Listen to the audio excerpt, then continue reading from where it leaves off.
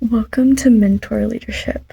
I'm going to discuss why having a mentor when you are in leadership role is important. Starting off with being aware of attacks on your leadership development, church health, and their mission. Which talking to one of my mentors and asking them questions helped me realize that what it takes to be ready for these attacks, especially when talking about methods and responsibilities of being a leader in a church. Setting time to talk to members and discuss their vision, and also sitting down with them and discussing schedules, and making sure that you are all on the same track. Because if you're not all on the same track, it can mess up your church health, but also having discussion with your congregation and your members and see what is some ways that we can level up and what are some ways that we have fallen behind or lacked. Having what one of the church I'm going to does is business meetings, and they have the members of the church get together, but they also have some of the congregation. They're allowed to be in those meetings and see what it's like, which I think is awesome and a good way to show what leadership is supposed to look like. And that is what God has called us to do, is to raise up leaders. And I think doing and having the congregation and inviting them to go into business meetings and what that looks like really helps with church health, but also leadership development. And it also helps so the congregation sees what is the church's mission, what is its visions this year. And it helps the congregation to also understand what can we do to help.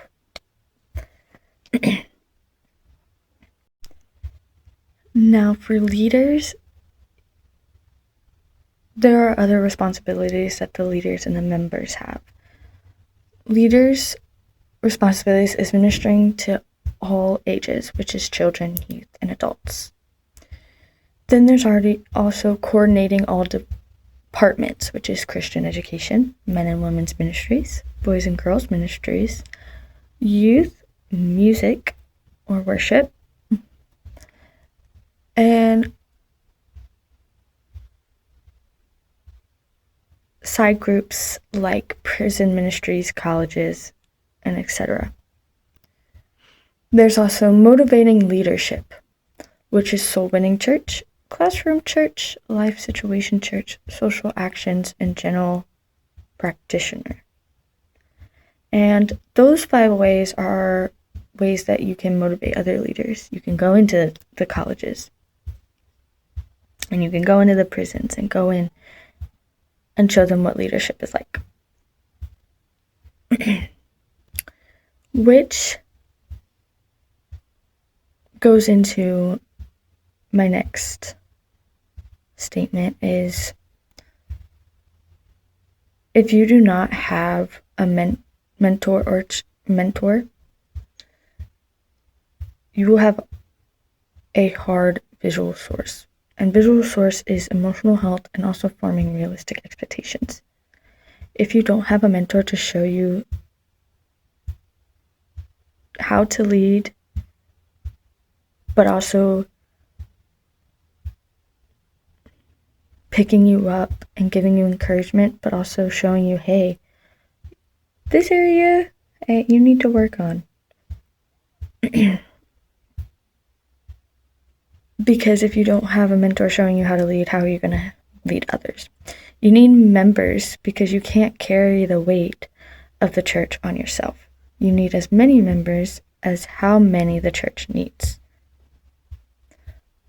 Which was what my questions were about that I asked my mentor.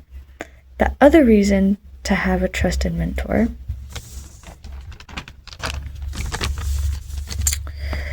is so you can ask questions and grow in your leadership. Those interviews I did taught me so much in my leadership, but also my walk in Christ. So don't be afraid to ask a trusted mentor to coffee, ask them to go hang out, go shopping. And while you're like driving to the store, ask them questions like, how can I handle financially? How can I handle personally? How can I handle spiritually? Most of my questions were about kids, and that's because that's what I want to do. But if I did not have that mentor, I would not be able to answer those questions, or I would ask the wrong person. And this is why you need someone you trust that is, and I don't say older than you, but someone that you trust, that you can go to and you know that they've handled situations and they are in the church.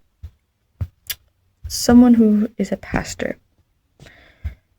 and go to them. And you can have other mentors too that aren't pastors, but get a mentor that is a pastor, so if you want a pastor, so they can help you lead in the pastor's steps and sight and point of views.